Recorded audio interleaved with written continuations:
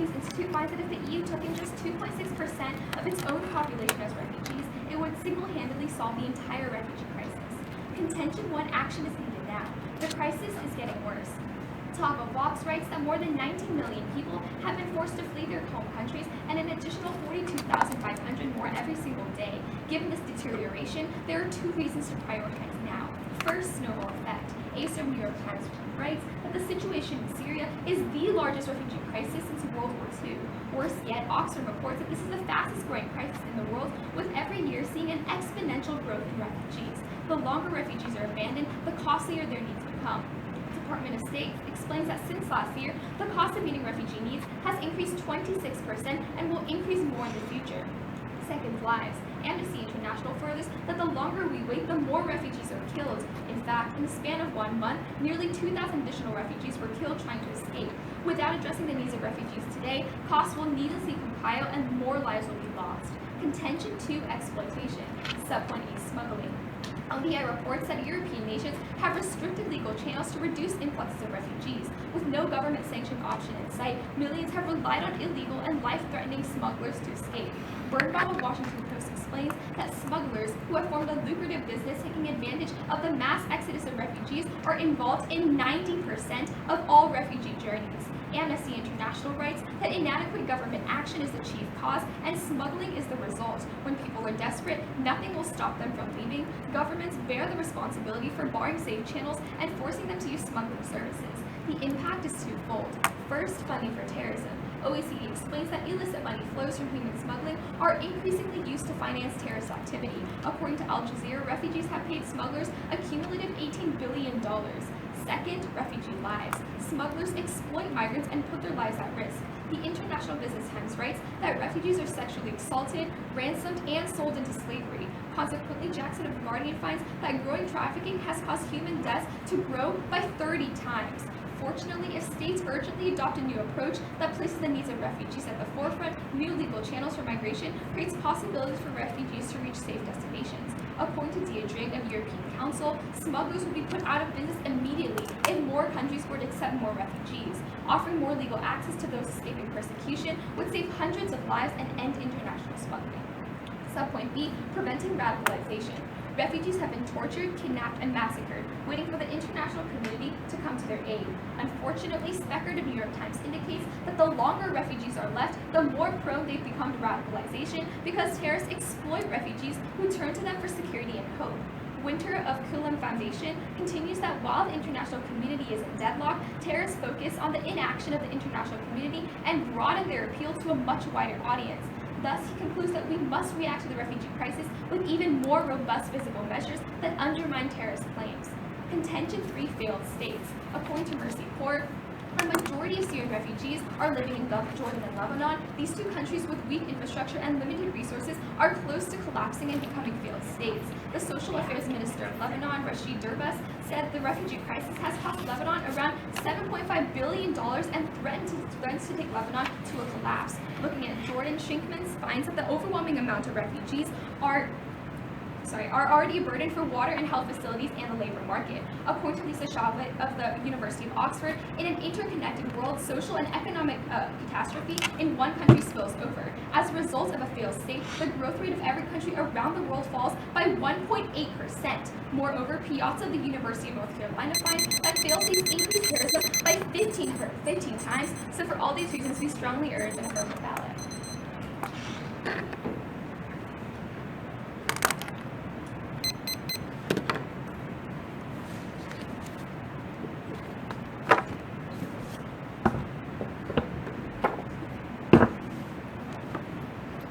All right. Carlos, are you good? Yeah. Harker, are y'all good? And the judge, most importantly. Okay. Hendrickson negates the resolution. We begin by observing as the World Bank finds the largest percentage of refugees are found in countries neighboring their country of origin. Refugees prefer to settle in neighboring countries for 2 reasons. A, lack of traveling money. Josh Wood from The National explains, refugees are caught up in brutal and often inescapable poverty and debt. And because B, cultural preference. Ruth Bender from the Wall Street Journal in January explains many refugees cite cultural estrangement as a reason they want to return home from Europe. Either by force or preference, On that, refugees have a higher probability of ending up in neighboring, less developed countries such as Jordan, Lebanon, and Turkey more often than developed ones. This means the affirmative must consider the realistic implications of their relocation advocacy. Contention 1 is safeguarding stability. Gil Loescher from the University of Notre Dame laments the cost of hosting refugees falls disproportionately on nations least able to afford such strain. Large refugee populations strain resources and perpetuate poverty. The RAND Corporation corroborates refugees cause neighboring states to divert resources away from state capacity, building, and core infrastructure. Perhaps more astonishing is the instability that comes as a byproduct of refugees. Aydin Salihan from the University of North Texas finds that an increase of refugees by 100,000 raises the probability of militarized interstate dispute by 96.5%, and such a shift in refugees nearly doubles the risk of conflict. This is uniquely problematic because developing governments cannot handle an increase in conflict. But Brookings Institution writes states fail because they are consumed by violence. Allowing state failure will only exacerbate the crisis in the Middle East, especially considering the root cause of these problems was the violent civil war in Syria. In the world of pro, where neighboring states have to divert even more resources from critical infrastructure to refugees, neither short-term nor long-term protection can be granted. This is because the Global Policy Forum writes, failed states can no longer perform basic functions. David Carman from Harvard University concludes, failed states increase refugees and they create insecurity in the states that surround them. A policy of acceptance would only increase instability for not just all refugees, but civilians in the Middle East as a whole. Our second contention is assured destruction. The lives of not only global citizens, but refugees are put more of a risk when the solution is accepting refugees in such a way of the world of pro. Their advocacy assures destruction. Alexander Betts, in his book, Refugees and International Relations, explains, an increasing number of host states respond to refugee situations by pursuing policies of containing refugees in isolated and insecure camps. The solution in the world of pro would force neighboring countries to deal with a substantial increase of refugees through camps. The impact of these camps is a loss of stability in the host country. This manifests in multiple ways. A, through infrastructural overload. Ola Harari from Columbia University explains, the refugee situation has overloaded already outdated infrastructure. The World Bank quantifies the impact of Syrian refugees on Lebanon's infrastructure is $589 million. This is a problem for the long term because the UN explains the breakdown of infrastructure coupled with ethnic violence creates the conditions in which factional warfare develops. B is radicalization. Rema Baydon from the Arizona State University writes, the circumstances in camps breed conflict and act as a catalyst for refugee, radical, militant groups. This is why Michael Finley from UT quantifies when the refugee flows change from the 25th to 75th percentile, the count of transnational terror increases by 91%. Finally, C is civil war.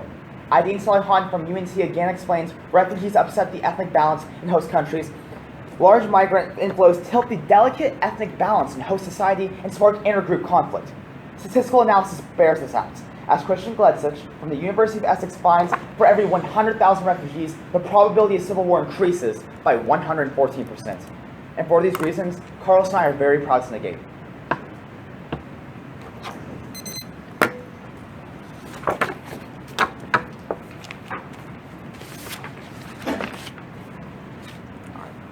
Are you ready to take the first question?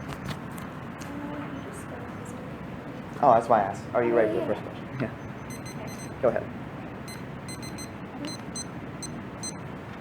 Why are refugees more likely to be radicalized if countries are readily accepting them? Okay. The problem with readily accepting refugees is countries like specifically in the developing world specifically, like there's a lot of religion conflict. Like Sunni and Shiite Muslims will always have spark more conflict. So all of your increases in conflict, terrorism, radicalization, those all stem from ethnic conflict. That is your point, right? It could be ethnic or religious. Like the example I gave is religious. If you go Turkey, okay, it could be ethnic as well. So yes. Okay. So let's talk about your framework, right? You talk about how we have to look to developing countries. Yes. But if the EU could single-handedly solve the entire crisis if it accepted 2.6% more refugees, why is that an issue? Okay, so there's two problems. The first problem is a majority of refugees are in developing nations. That's a fact in the status quo. But the second and more pressing, there's two issues. The second and more pressing issue is you can't magically just fiat a refugee in Syria is going to magically teleport to the border of Germany. That just won't happen. So you talk about the status quo quote being like 86% of refugees are in developing countries, right? So Yeah. by affirming this resolution, you open up more channels to developed countries, which means that we can burden share among all countries in Okay, the world, so not just the I'm glad you brought that up. developing That seems a question for myself. So, will smuggling just disappear if we accept refugees? It'll be significantly decreased. So, my question for you is why, like, how, let's say, land-based travel would smuggling decrease? Because don't remember this, like, Syria is connected to Lebanon and Turkey. That's still developing countries, still have to get through Turkey. So, won't the trip through Turkey or Lebanon still be dangerous before they get there? Provide transportation for refugees that are safe. Wait. But moreover, if countries actually open their border to refugees, that means there's no like border patrols like trying to capture refugees and return them to their So you just country. said like That's offering. a lot less dangerous. So you just said offering transportation. What would you define accepting? Is accepting us going out to get the refugees, or allowing the refugees to come in if they get to us? The latter or the first? Wait, acceptance is allowing them to like be granted asylum. Okay, so the latter. So specifically asylum though. Wait, not in all cases though. Like, Wait, in but past you have to have a situations, clear countries definition. have provided transportation to refugees, but moreover, even if you don't want to look at transportation, you can just look to the fact that opening your borders versus having your borders heavily guarded to prevent any refugees from entering is much safer for refugees. Okay, you have a question for me? Yeah, sure. So you talked about how refugee camps increase instability. Isn't it worse for them in Syria than refugee camps? Like, isn't that a significant improvement in environmental conditions? I would say going to Hungary, where you're putting a detention camp and having the border guards, like you mentioned, yelling at you. Camp, like that's not something that we'd call refugee camps. So of all, they're provided like food, water, shelter. I didn't even get finished answering your question. The problem with like this advocacy with camps, our camps will be outside the border and in the border. Like when refugees go through the border, they can't just walk on through. They have to have like there has to be a bureaucracy of like checking them in, like whether it's citizenship, asylum, etc. So they will be putting a camp inside the country. Which one? Couple cards. First convention. Starting on the framework, if they have a cultural preference to go to developing countries. Okay. And then just two more. In the first convention. Wait, will you give me a second? All my word just crashed, which no problem. isn't a problem for, it's for the PDFs. yeah. I just. Wow, Wait and my for a laptop also. Alright, no worries. Alright, so what are they? The first one Alright, is. so cultural preference to go to developing countries. Okay. Ready for the answer? Yes. The 2 times increase in risk from Salihon contention 1. Okay. And then the Hold last on, wait. one. I'm marking them so I can tell you. And then 114% increase on subpoint 3 contention 2. Okay. Okay, just let me pull this up. So UNC and Essex. I got it. This is done. And what part of Salihon did you want? Double in risk. Okay.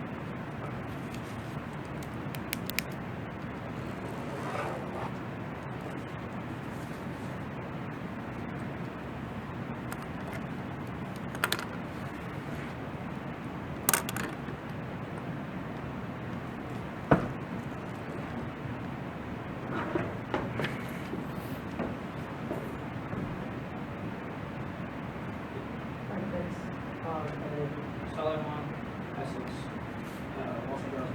Alright, thanks. We'll start prep now then.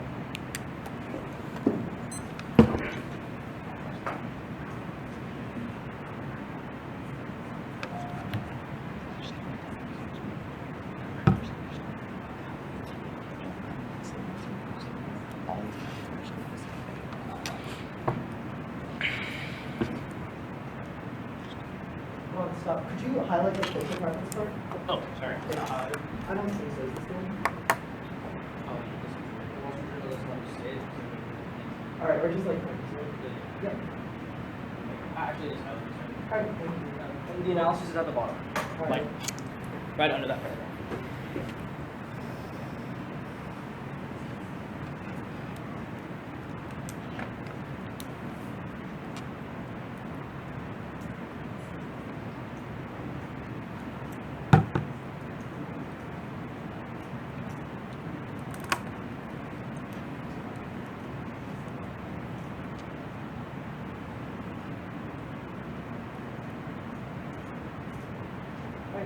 I got 50 students. Yeah. Appreciate it. Are you good with these? I can close these. Yeah, I'm good. Come on, Josh, ready? Yep. Opponents? Yes. Joyce?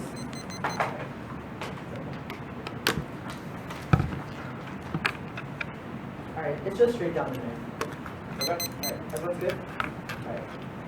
Let's begin with framers. They make the crucial flaw in framing this round with developing countries. Instead, you look to developed countries. The resolution is advocating for a shift in the status quo. Countries of the world should be accepting more refugees. The status quo right now is that these neighboring countries are taking the burden. We're saying that's bad, but that's why we need to affirm the resolution to alleviate the burden off these countries. Specifically, go to their two warrants. First, they say that there's a lack of money for refugees to go to developed countries. Actually, that's not true. In fact, there's precedent for these developed countries to promote subsidized transportation for these refugees to go to those countries, so that's not a problem. Secondly, they tell you that they have a cultural preference to go to these developing countries. The article they handed me is just one random refugee giving this assertion. That's not applied to everyone else, insofar as that's true, except the more logical framing of this round that we're advocating for a shift in the status quo to go to more developed countries. And remember that the EU can single-handedly solve the crisis by accepting just 2% of their population. That's our fundamental advocacy. That's a critical framing issue.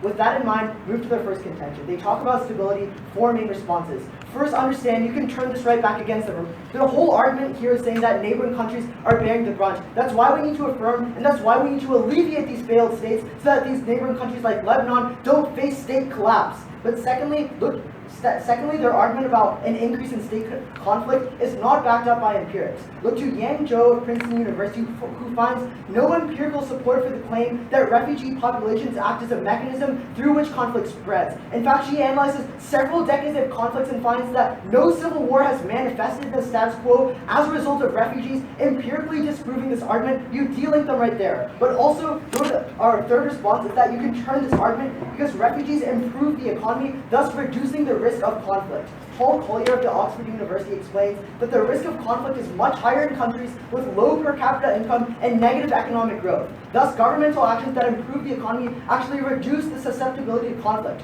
Fortunately, Matthew Court of the Foundation for Economic Education explains that the inflow of 1.8 million Syrian refugees into Turkey has created new higher wage jobs, allowing for the occupational upgrading of Turkish workers and improving the economy. That means we're creating an environment less conducive to conflict when we affirm the resolution. My fourth response is that you can indict their main author. Understand that their whole author for this whole contention is Salihan. Unfortunately for them, the last page of their study literally says, "We believe that there are strong reasons to suspect that limiting the ability of refugees to flee from violence ultimately might be counterproductive and may unleash even greater security challenges." Their conclusion literally turns the whole argument against them. In fact, the author I cited, Yang Zhou, explains that she furthers upon Salihan's study by addressing omitted variables and conducts a more holistic view, and she finds that there's no empirical backing for their argument.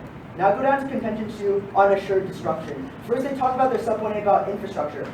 Two main responses here. First, understand that there's no trade-off between infrastructure and refugees. Since countries have separate budgets for infrastructure and foreign aid, they're specifically earmarked for different purposes. There's no trade-off whatsoever. Infrastructure is not being harmed. But secondly, you can actually turn this argument against them because refugees generate a positive economic multiplier effect, making more money available for infrastructure. The United Nations explains that by stimulating demand for local goods and services, the $800 million spent on refugees so far has created a total positive impact of $1.2 billion. We can fund more infrastructure, turn the argument right back against them. Secondly, they talk about radicalization and how camps are really bad. Understand that the definition of accept is to integrate them into your society. When you accept someone for who they are, that means there's no otherization. That means we're getting rid of these camps and actually turning that back against them because now they don't have these squalid conditions in these camps. But thirdly, they talk about civil war. Once again, they cite Salihan. But secondly, this isn't statistically possible. We can solve the crisis by just accepting 2% of the population of EU countries. That's not altering ethnic tensions that much. And for those reasons, we affirm. Okay. Can I see the last card that you read about the multiplier effect? Yeah. Give me bets. Give me bets. I don't have the PDF for that. I don't need anything. Are you guys starting preps? It's right here. Okay. Yeah. Wait. Do you have the PDF? I think so. It's completely in context. It's like the whole paragraph. All right. That's fine. All right. Starting prep. Starting from now.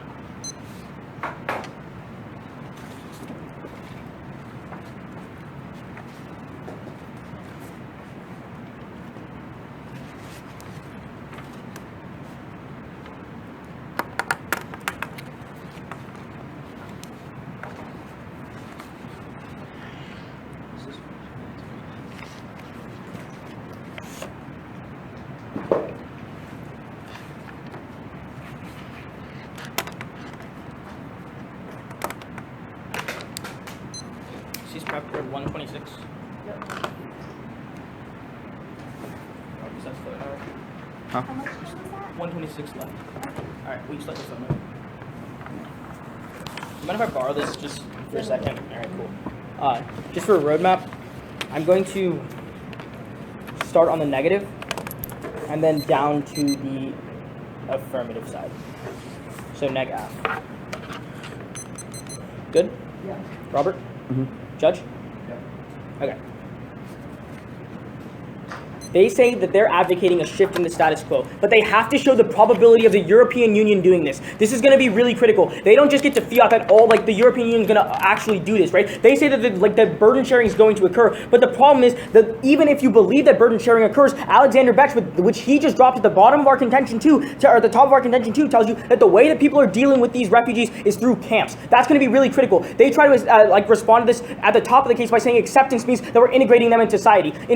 But A, there's no precedent on that. B, even if there is a shift in the status quo, that doesn't necessarily prove that this isn't the way that these countries are going to go about refugees, especially considering the right-wing populace that's growing in these European countries. That being said, they also respond to this by saying that you can subsidize the cost. Unfortunately, they don't read any evidence. They say there's a precedent, but they don't give you a single card analysis that says what country has done this. So at this point, you look towards the fact and you extend Wood, who tells you that in terms of poverty and debt, refugees don't have enough money to try and get to these developed countries. But then, on our contention too, right? First, on stability, they read that there's no trade-off and that you can spend money. They say that there's no trade-off because there's separate budgets, but that's not what we're saying. We're not saying there's a trade-off on infrastructure. What we're saying is there's an overload on infrastructure. This argument goes completely misconstrued. What we're saying is that refugees are still causing infrastructural collapse because there isn't enough money to be spent. We're saying that the budget that they themselves say is separate isn't enough. So at the point where you believe their budget argument, that means that the amount of money that refugees are taken out of this infrastructure are going to lead to collapse in the long term. They also say that there's this positive multiplier effect, but this evidence is talking about how spending humanitarian aid, not acceptance that they talk about by their advocacy. So at this point, infrastructure and the argument and the impact that we delineate from there being conflict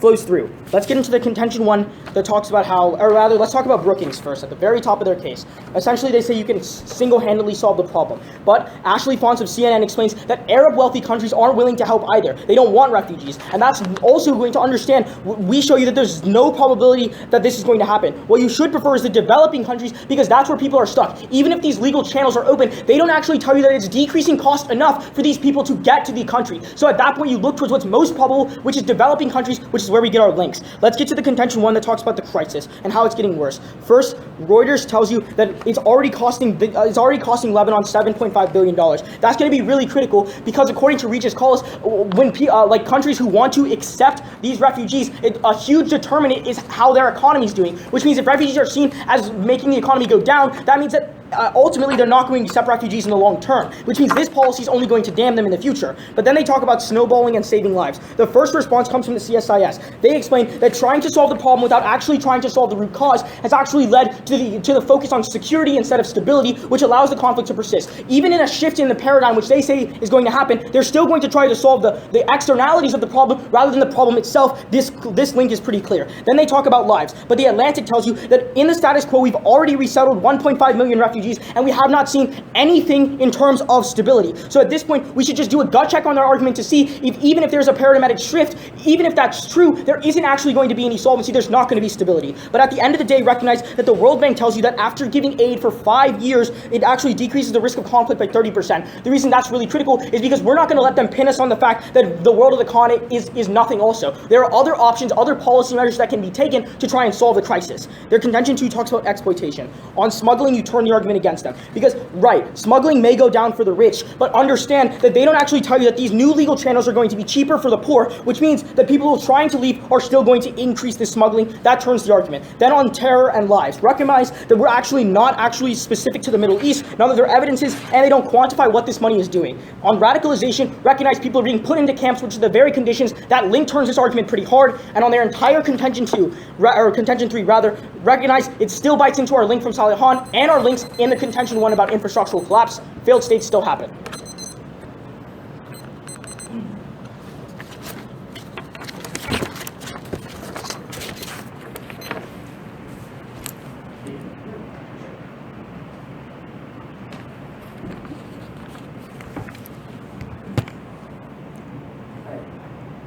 Is everyone ready? Yeah, to start. Alright. Alright. So if I accept someone for who they are, does that just mean I'm merely admitting them? I'm like reducing the barriers between us, like the otherization, right? Not really. To accept someone, Not right? necessarily. So like, when I accept someone, because like just they have different skin colors than me, right? Does it just merely mean like I'm admitting that person? What is like the connotation of accept? Why does it mean just putting them in a camp? Well, okay. The reason for that is because that's the way that it's going to be done, right? Like, what we're telling you Hold on, is that... wait. Okay. Right, I think this is the major problem, right? Okay, you good. guys are just reading, your whole case is a bunch of statistics why the status quo is bad. Like, it's just destroying developing countries, right? No. Today's resolution is like, should we do this additional thing, right?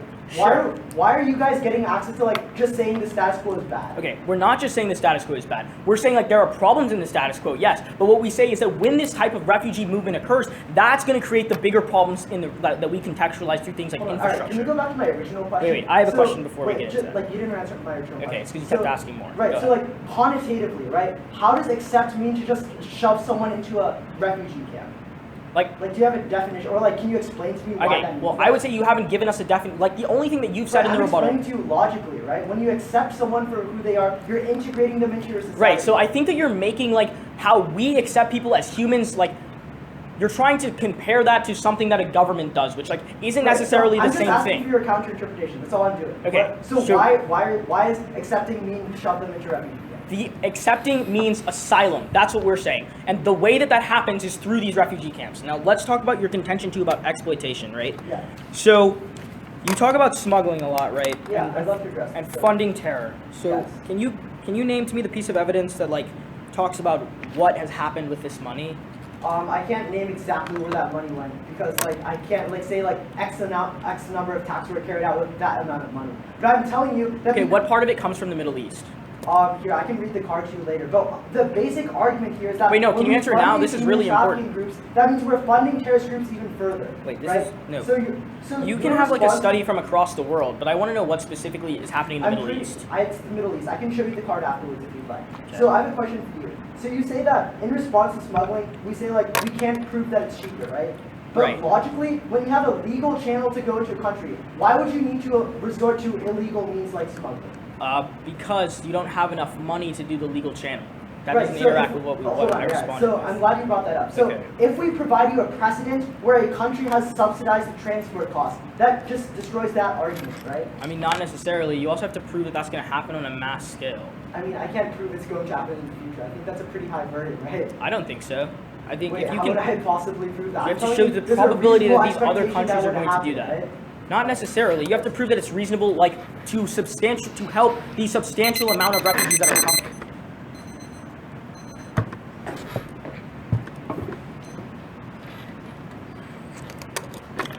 Are you taking prep?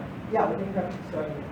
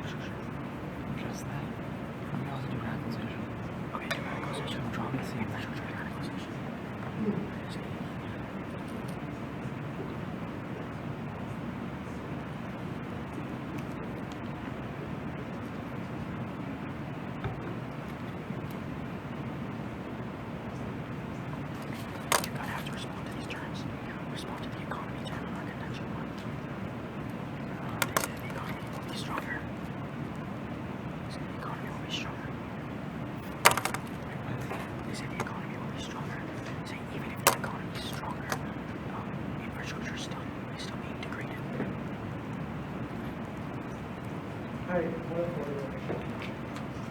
How much do you have left? 10 seconds.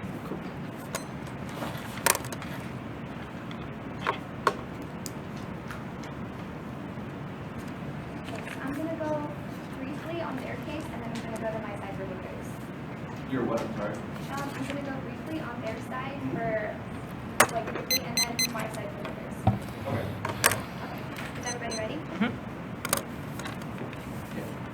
The only impact and offense they have left standing in today's round is the offense they garner off of conflict. But to the extent that their only card talking about conflict is when Salihan and Yangzhou actually reconducts her study and finds the exact opposite, at that point they have no impact left. They have nothing to win today's round. Keeping that in mind, let's move on to the framework. They talk about how we have to look at developing countries. Remember, there's two reasons why you're not. First of all, remember that they're talking about how 86% of refugees are in developing countries. That is the status quo. The resolution is advocating for a change in the status quo. Therefore, if we shift the burden to also developed countries, which can share like all the cost of refugees, for example, the EU, which can take in 2.6% of its own population and single-handedly solve the entire crisis, at that point you're going to have to vote pro. But then they talk about how the poor don't have enough money in order to access these legal channels. We specifically tell you there is historical precedent for countries actually subsidizing the transportation for refugees to reach their countries. So at that point, that just doesn't even apply. Now let's move on to the main reason why voting for us. The first reason is going to be off of our contention one. They talk about how we're not solving for the root problem, but remember that in the Khan world, the situation is much worse because refugees are just trapped in Syria. But then they talk about how there's no stability and that aid can actually decrease conflict better. And the opposite is true. According to Sharma of BYU, because aid is perceived by terrorists as a threatening form of Western influence, it actually increases terrorist attacks by 329%. So at that point, they're not mitigating conflict, they're actually increasing it. The second reason why you're going to be voting for us is going to be off the smuggling. They talk about how the poor can't leave. Remember, that argument is completely destroyed by the fact that there's reasonable expectations that countries will actually provide money for refugees to get to their country. At that point, we access our impact where we talk about how there's actually been an increase in deaths because of smuggling by 30 times we're saving lives. The third reason why you're going to be voting for us is going to be off of radicalization. Remember, the refugees are much more likely to be radicalized when they are not accepted by countries rather than in these refugee camps that they talk about. And because we prevent failed states, we also decrease terrorism. Okay. How much time do we have left? We have, I think it's 2 minutes. Really good. 126. Okay, I thought so too. Just before we take prep, do you mind if I see the evidence that talks about the 30 times lives?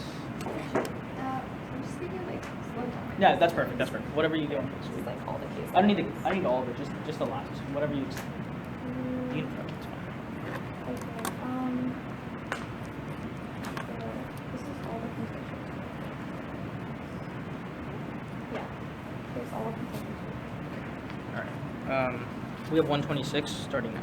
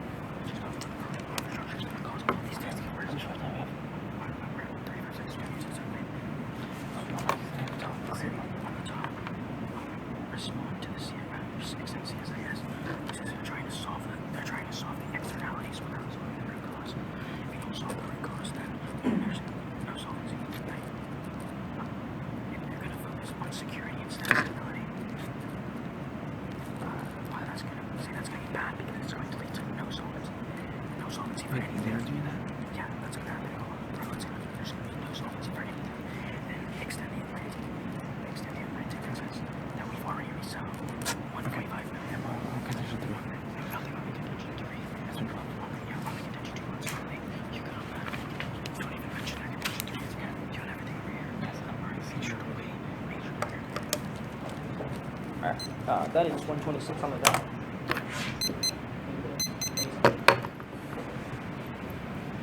All right. Summarize things.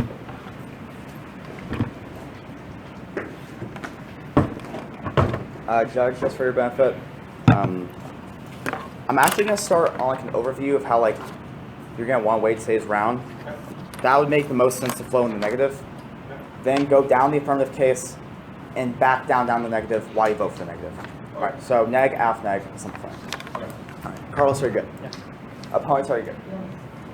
All right, and Judge, most importantly? All right. The impacts that matter most in today's round are ones that are most probable. Because what's most probable is what's going to happen in real life. That obviously makes the most sense of why those impacts are the most important. And moving on to the negative case, or the affirmative case. For contention 1 about like the attention. Remember that all they're doing is solving for the symptoms. They're not actually curing the disease. Specifically, they're trying to prioritize security over stability. That's really bad. Carlos already explained like this will never solve the root cause, and more refugees will just keep going in the long term. But secondly, extended the land card that says we've already resettled 1.5 million refugees, and there's been no change in stability. That's really critical. But moving on to the second contention about like exploiting. Remember, they don't provide any evidence on subsidization and transportation. That becomes more important when we get into the framework debate later on. And finally, extend the turn Carlos makes that legal channels do not necessarily mean they're cheaper channels, and obviously refugees are going to do what's cheaper. But the reason why I vote for the negative, but going on the negative case, starting our own framework. Cleanly extend wood across the flow. He tells you refugees can't right now in the status quo because they're in debt. They try to respond by subsidizing transportation. Again, there's no evidence. That's critical because they're still stuck in developing countries. They can't get to the developing country, the developed countries that they advocate for. That's logical. That's probable. You base on probability. The reason why I vote for the negative though goes because of 2 reasons. A, infrastructure. What the United Nations clearly tells us is that when there's no infrastructure, there's ethnic violence. And refugees are overloading infrastructure. They try to respond like there's not a trade-off. However, there is no trade-off. However, there is a low budget in countries like Lebanon. That's a problem. And finally, talk about multiplier effect. Remember, their multiplier effect evidence talks about aid, not acceptance. That's really critical because what was most probable in like realistically is infrastructure will go down. That means stability in long term will be harmed. You do what's most probable as like the way mechanism. And the second reason why I vote for the negative is because radicalization.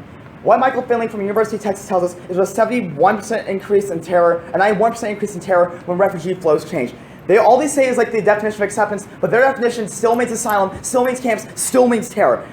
At the end of the day, when you weigh both the affirmative and the negative, it's clear. We lose infrastructure, we increase radicalization, you vote negative every time because it's the most probable team at the end of the day. For these reasons, Carlos and I are very proud to negate.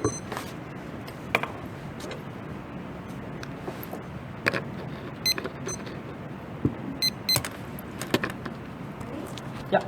Can you name a part other than Salihon that talks about an increase in poverty because of refugees? All right, the UN through infrastructure. That's our internal link, right? You go all in on this response about Conflict through infrastructure? Right, okay. So what the UN says is when there's no infrastructure, it creates environments conducive to factional warfare. But to like respond to you a little bit more, right?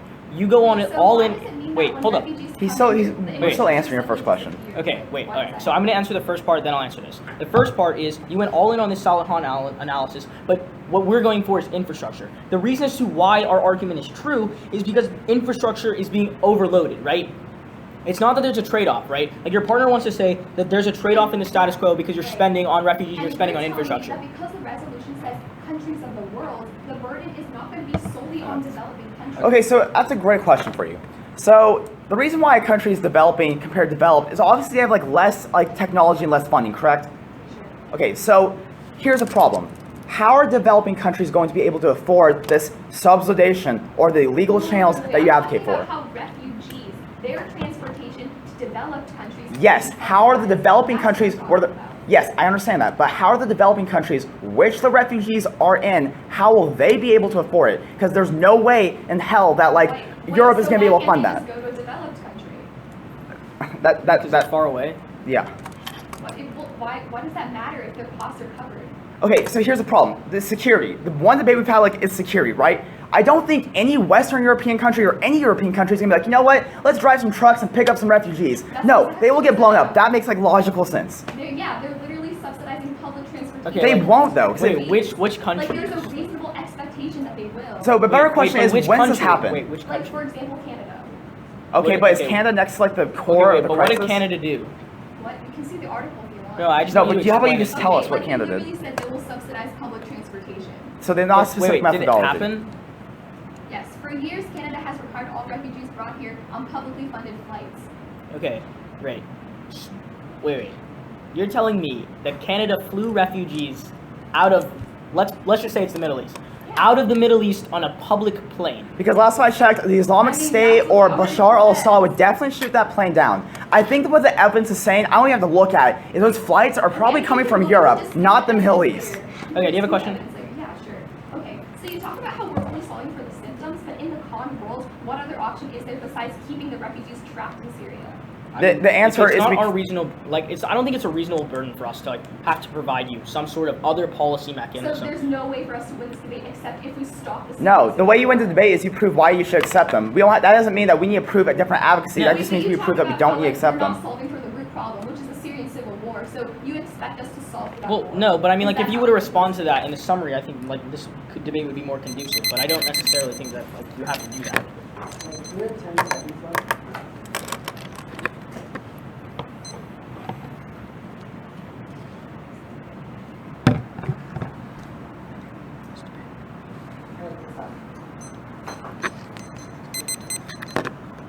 Alright, for the judge, it's framework and 2 voting issues. Alright, so is everyone ready?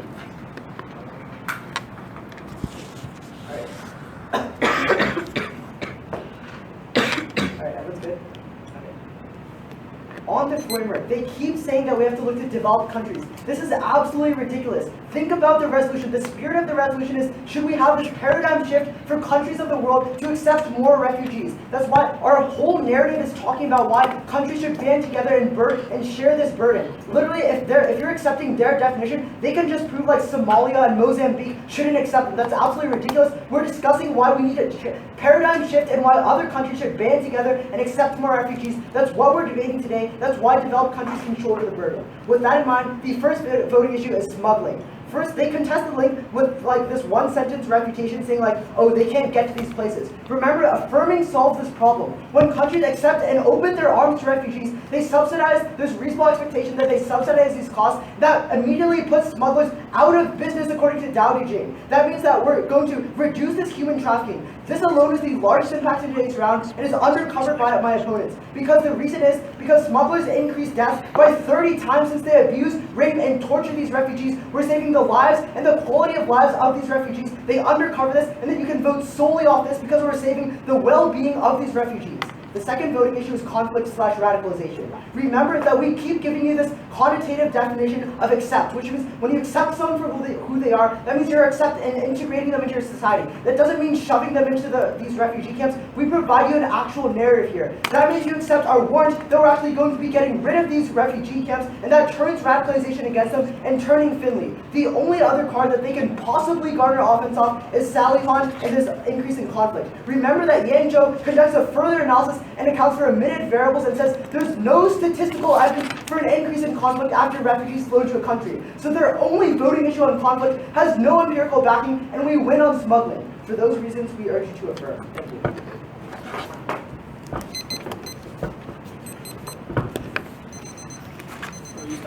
Okay. So just as a roadmap, I'm going to do framework. I'm also going to touch a little bit on Robert's probability stuff, and then their 2 voters, and then our voters. Good? Robert? Mm-hmm. Touch? Okay.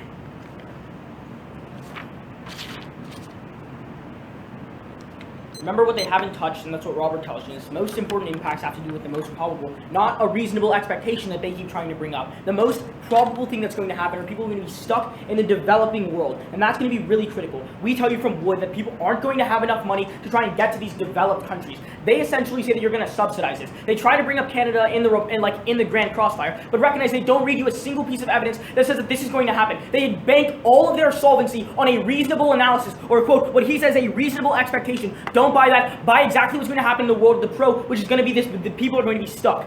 That being said, let's get onto their arguments, right? First, they talk about smuggling. First, let's extend the defense that we have on their contention one, which is going to come from The Atlantic, who tells you that 1.5 million refugees have been resettled, but there's no increase in stability. That's going to be really critical because even if you buy all of their analysis, because there's a risk that Lebanon and other countries in the Middle East, because there's a risk that their infrastructure collapses without any solvency, that's a reason to prefer the negative. But then they talk about smuggling. Remember, they aren't going going to save all of these lives because they're not necessarily making it cheaper. That's what Robert tells you in the last speech. Just because it's being open doesn't mean these channels are going to be any less costly. But then they talk about radicalization, but I'm actually going to dispute that at the very end. So the biggest reasons to vote for us, first, come on infrastructure. And this is a world where you buy that people are stuck in the developing world. Essentially what we're telling you is that the infrastructure is going to be overloaded. That comes from the World Bank and from Colombia, right? What we tell you is essentially because there's infrastructure overload, that ultimately is why Robert extends the United Nations evidence who says this is going to increase ethnic violence. They try to go all in on Salihan, but they don't ever touch this argument. That means not only do we outweigh on magnitude, but also probability, because now we're going to show you in the long term, more and more people are going to be harmed, especially if Lebanon's infrastructure collapses. Then we create a policy that not only damns refugees because they don't have enough money to get there, but more importantly damns other states that are neighboring because now they don't have the infrastructure to support themselves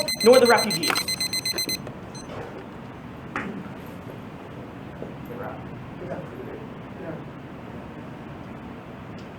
Can I see the infrastructure evidence? Yeah. And then can I see the evidence about